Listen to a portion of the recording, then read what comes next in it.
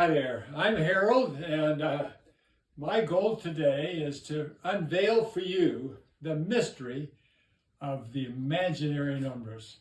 So the question for today is, where is I? Well, let's start off with a very common equation that you've had in algebra, and I assume you've at least had algebra. And here we are, and let's suppose that you've been asked to look at the equation y equals x squared plus 1. I'm going to graph it for you. Here we go. And any of you have had experience, you know that when you start at 0, you go to 1, it's 1 squared plus 1. That makes it 2. You go to 2, it's 2 squared plus 1 makes it 5. And the same thing happens here because minus 1 times minus 1 is plus 1. So as I move x, it changes y. And so the question for the day is, where do we find the roots for this equation? So let's post that right here. Find the roots. Well, let's take a look at some of the potential ideas that you want to think about. First of all, the primary question is going to be, is there any x for which x squared is minus 1? Now look along this line. You can look through as far as you want, and you'll never find a value for x on this line that makes x squared minus 1. And so guess what? A few hundred years ago, mathematicians realized, let's just make up a number, and we'll call it I. And it has a unique characteristic that I squared equals minus 1. Or another way to think of it, and don't forget that because this is the way I use it throughout the rest of this time, is that that's the same as saying minus 1 to the 1/2 power is I. Well, let's put it into the equation. As soon as we add I or plus I or minus I, it solves the equation. It's magic. Think about it. I squared is minus 1. Therefore, y equals minus 1 plus 1 equals 0. Therefore, I plus I is a root. But the same thing can be said for minus I, because minus I times minus I is just plus I squared, and I squared is minus 1. So the question of the day then becomes, well, where is I? Where is plus I? Where is minus I? They have to be somewhere along this x, and yet we couldn't find it. Well, this is when we have to think about changing our orientation and thinking about another axis, a third dimension.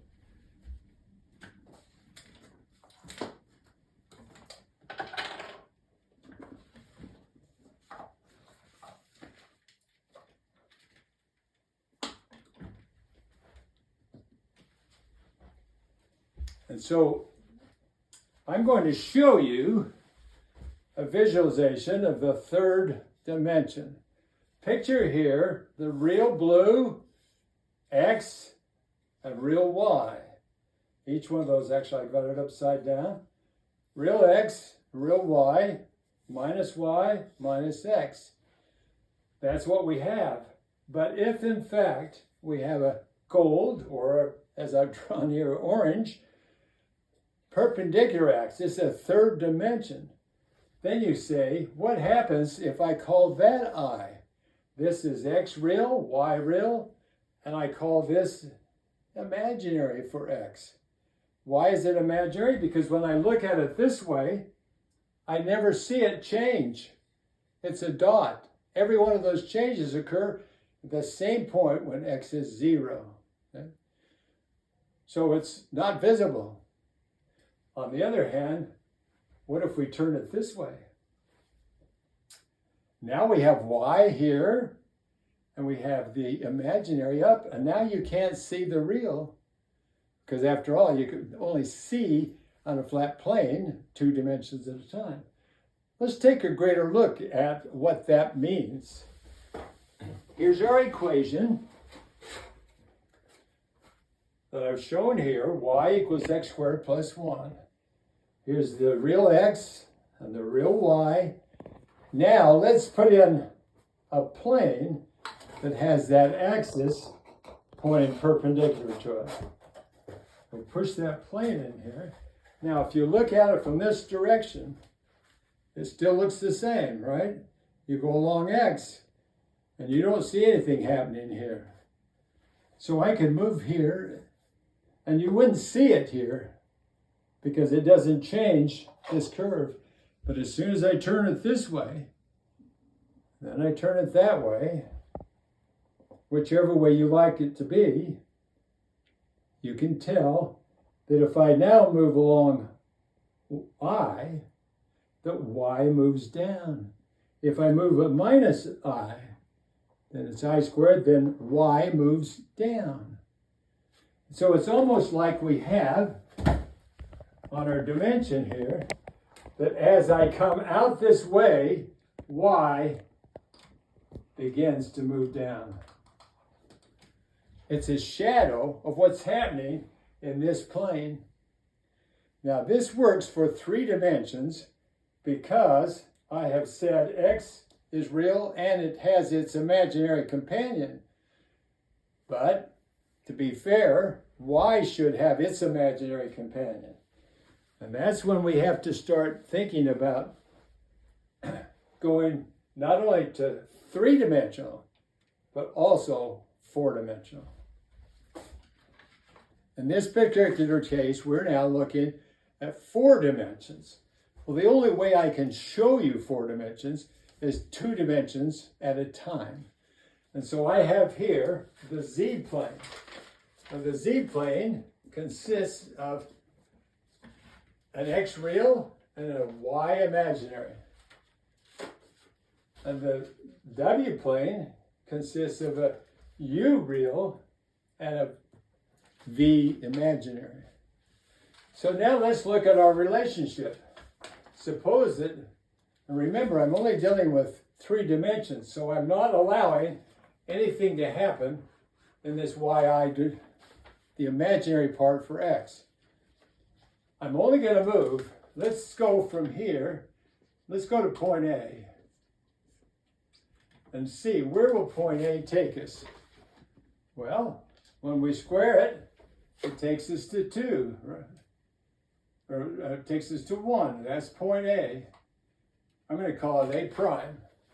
It's the reflection of w equals z squared plus, in this particular case, I did switch on you. I changed it to a simple formula, and I call it y equals just x squared, just for simplicity from here on out. So we're not adding the 1 to it. So when x is 1, then I say y equals z x squared. I'm now going to show you how you have to handle the change in the axes nomenclature, because we're going to say u equals x. And this is kind of the big X squared, okay? But u can be either real or imaginary. So I'm going to say u or v equals x squared. We're going to see what happens. Well, what happens when I do a equals 2? We'll call that point B. And point B now is 2 squared, which is all the way out to 4.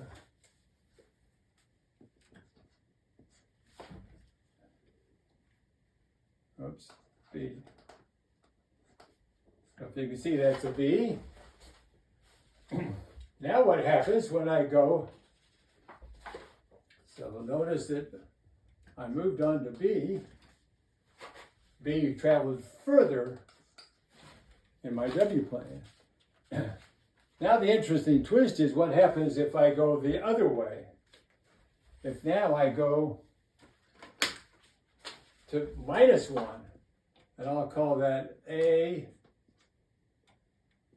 sub 1. And so here we have the two-dimensional planes. I call the one the Z plane and the other the W plane. And what I've put in the Z plane is an X real and a Y imaginary. So we call it, every Z point here is some X and some YI. The W plane I call real U R and real V imaginary. So let's look at what happens if we have a simple equation. Here was our prior equation, y equals, now I've changed it slightly. I call it y equals x squared to simplify it rather than x squared plus 1. And so the equivalent in today's terminology with the two dimensions is u equals x squared or v equals x squared, because it turns out that we're going to have a result that's real or imaginary that comes out. So here we are, and I show, first of all, going to the point A, which is 1. What happens when x is 1? Well, u squared is simply 1, and that's why I call it A prime. It's a reflection of that. What happens when I go to B, to 2, now we get the stretch, and it becomes B prime at 4.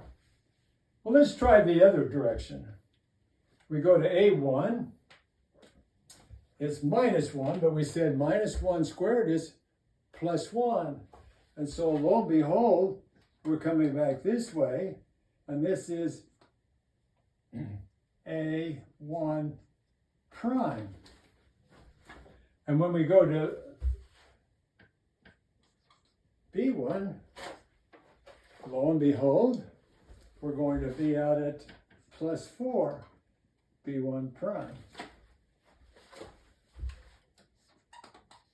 So here you see that as I've moved either left or right, I stay on the positive side of U. It's all real. What happens though if I move up? I'm going to use a different color for that. If I move up to I, what is I squared? -1. And so when I do this, I'm going to call this point C, and C is now -1. If I go up to 2i, I squared, it becomes 4, and so this is C1 and D1, and this is the prime. So do you see that forces U to become negative when I move in this direction? All right. Well, does this seem a little bit complicated? Why don't we try something that allows us to go back to the starting point? We're going to go back to basic math, where we're looking at count, add, subtract, multiply, divide, and powers and exponents and roots. We have a different symbol for everyone until we get to 9, and then lo and behold, we had to come up with a 0 so it could represent 10 times any one of these numbers. So count needs 0 to go for all natural numbers. Well, if we move on to subtraction, here we have adding 2 plus 3. We've got 2 and we add 3 more, so we count 1, 2, and then we count 3 more, and we're at 5. But what happens if I subtract 7 from 5? Well, somehow we're back here. We count backwards. We needed a -1 to be able to account for all the whole numbers. Now let's look at multiplication division. Suppose I have 2 times 3. Well, all that means is I have 3 2's that I add together. I have that block of 2, that block of 2, and that block of 2. So all I'm doing is multiplication relies upon adding, but when I start dividing, I need fractions such as n over m for all rational numbers. That expands my ability of numbers I can use. And finally, when I have roots, powers and roots, what is 2 to the 3rd power? Well, we take that block of 2, and that first block of 2 is 2 times 1, where 1 is our unit, tells us whether it's feet, miles, seconds, or whatever. And then I have to multiply that 3 times. So there's one multiplication. Now I do a second multiplication, but now my second multiplication, 2 times 2, 2 of those takes me to 4. So that's my second multiplication. Now if I multiply one more time, I take that as the base, and now I have 2 times 4, which takes me all the way to 8. The catch is that if you start looking the inverse, where I say I have 8, but what is the cube root of 8? It says, I need to find a number such that that number times itself is 8. In order to be complete for that, I now need to have fractions in the exponent in order to be able to handle all the irrational numbers. And by the way, that same fraction opens up the door to needing the number I, or -1 to a fraction. So let's try to take a special look at that, what I call the power equation, which is y equals some number raised to a fraction, or a base raised to some exponent. There's 2 sets of plots that are particularly interesting. One is where y is either x to the first power, to the second power, or to the 1/2 power, to the 0th power, and finally to the -1. The second one is where we now pick the base and let the exponent vary. So let's look at the first one. Okay, here we have a plot where we've got x and y, just our standard real numbers. You know, we're back to just our 2 dimensions we like to work with. Both of them are real. We're going to take, first of all, what is 1 to the x? Well, that's pretty easy. 1 multiplied by itself any number of times is still 1. So that gives us a straight line. And that is 1 to the x power. Now let's look at 1/2 to the x power. Well, when we have 1/2 squared,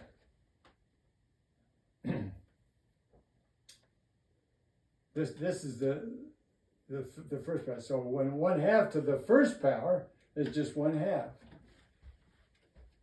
1/2 squared is 1/4.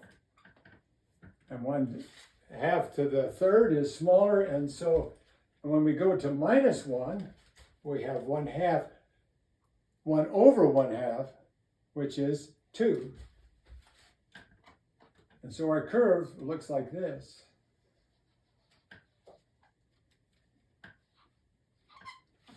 Now, let's look at y equals to the 0th x. This is when it gets to be a little tricky, because 0 raised to any power is just 0, right? And so we're along here. But 1 over 0, if I have a negative exponent, 1 over 0 is infinity. So it's way up here. I'll put infinity. What happens in between? Well, it turns out if you go very close to 0 as the base, let's say, for example, you pick 1/1000th, and you raise it to the 1/1000th power, the answer is 0.999 right here. If you do a little bit, 1 over 1 to the 1000th, raised to the 1000th power, it's 1.007. It's right here. It gives you a feel of what really happens as I get close to 0. I quickly move up to 1. And from when I, a little bit over 0, a little more negative, it quickly goes up to infinity. And so right at 0 to the 0th power, we say it's 1. Now, some of your philosophers can argue differently, but trust me, it fits the curve, and it makes sense in every other direction. And finally, our last one is -1 to the x. Well, let's start with an easy one. What's -1 to the 1? It's 1. What's -1 squared? Whoops, I'm sorry. What's -1 to the first power is just -1. What's -1 squared is 2. Is a +1. And of course, we go backwards and say, what is -1 to the -1? It's 1 over -1, which is -1. Okay, so I'm showing here 0 to the x power. It's very straightforward if x is any real number, because 0 raised to any real number is 0. If we have 0 raised to any negative number, it's going to be 1 over 0, which is infinity. And that's what I'm showing here. The catch comes, what happens if I have 0 raised to the power of 0? Well, if you take a number very close to 0 on the positive side and raise it to a very small exponent, let's say 1,000 raised to the 1/1000th, you calculate it out and it comes out to be 0.99. If you do it on the negative side, 1 over a very, very small number, 1 over 1/1000th, that's like 1,000th, but raised to the 1,000th power, and you get 1.007. And so it settles that 0 to the 0, we can pretty much conclude, makes sense, is 1. And from then on, it drops quickly here. So strange things happen with 0. But let's see what happens now with y equals -1 to the x. I'm showing here -1 to the first power, which is 1 over -1 is -1. This is -1 to the 0. It's 1 like everything else. -1 to the first is just -1. -1 squared. That should be squared up there.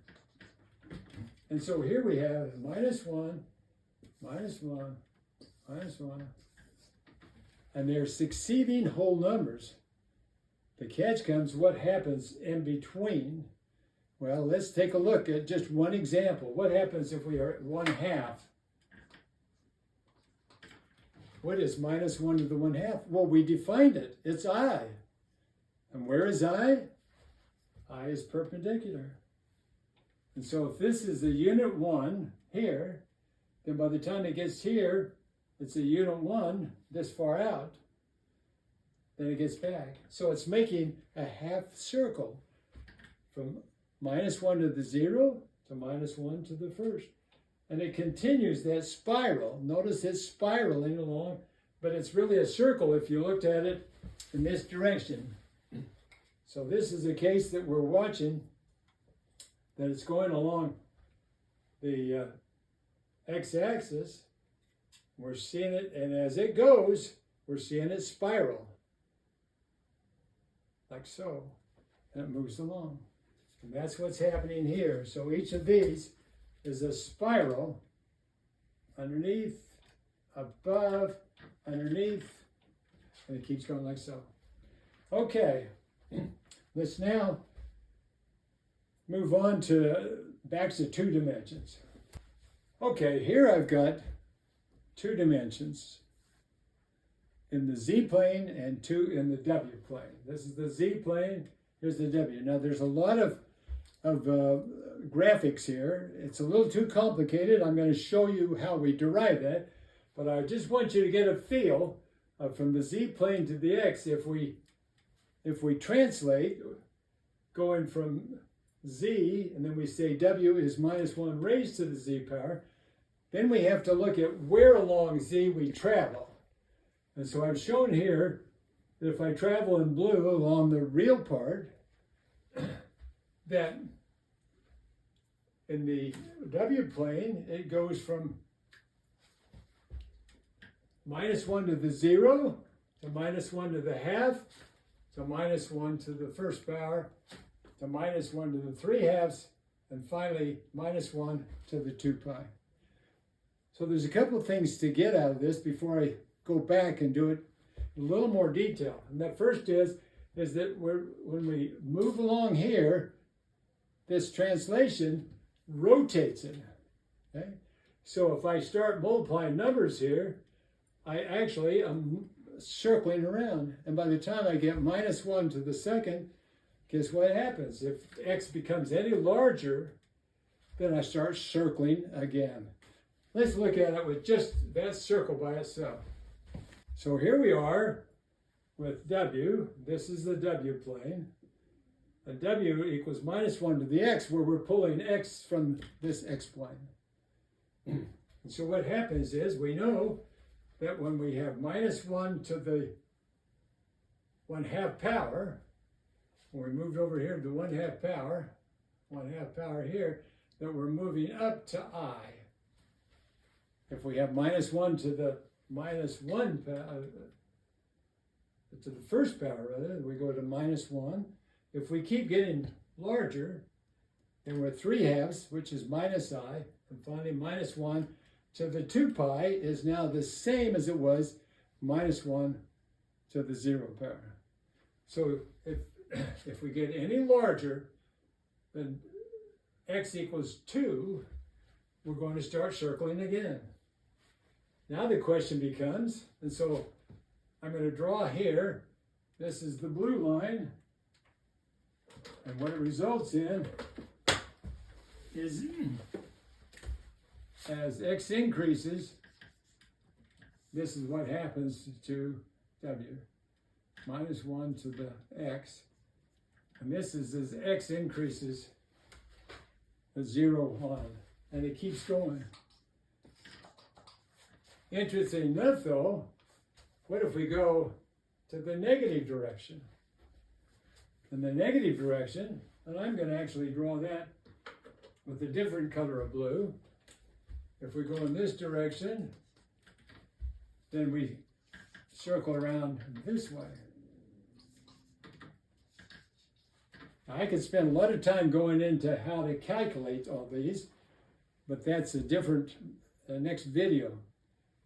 Just trust me that we find it all in a similar way to which we found that minus 1 to the 1/2 power was I, imaginary. Each of these now is a point. Let's take one more example.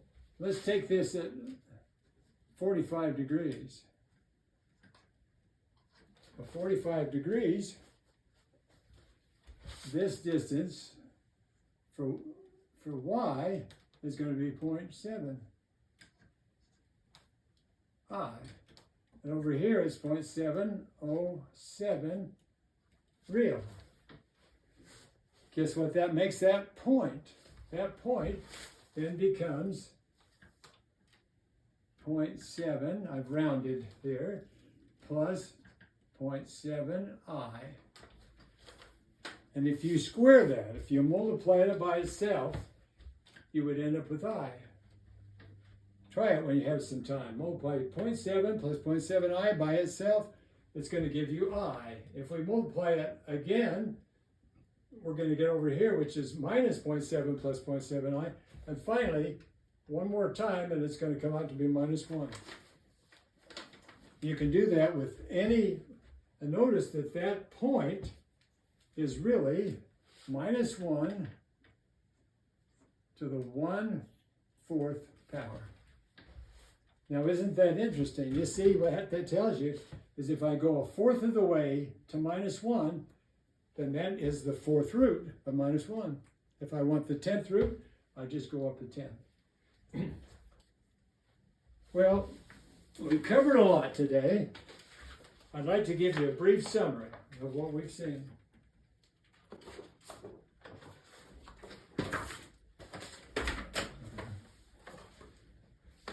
Here's a summary of the key points I'd like to have you walk away with. First of all, I use minus 1 to the x rather than I, which is more common once you get into these complex variable problems, because I remind you that I is based on real numbers. Secondly, we're dealing with 4 dimensions, not 2 dimensions. And so we have to look in one 2-dimensional space we establish for our independent variable, and then in the other 2-dimensional space is our dependent variable. X plus IY is a number in any point in the plane, or you could say U real plus V imaginary, I, is a single point in the W plane. The key item here is that it is a number. Just like we are familiar with on a straight line, we can count 1, 2, 3, 4, 5. Here, anywhere in space, we can find a point, and it has a unique number associated with the real and imaginary part. Finally, minus 1 to the x rotates around a unit circle. And finally, if we did minus any other number, it simply changes the magnitude as it rotates around the circle. So if we have a number that's a negative number raised to a fraction, it's going to spiral larger and larger or smaller and smaller, depending upon that. I hope that helps you understand where is I.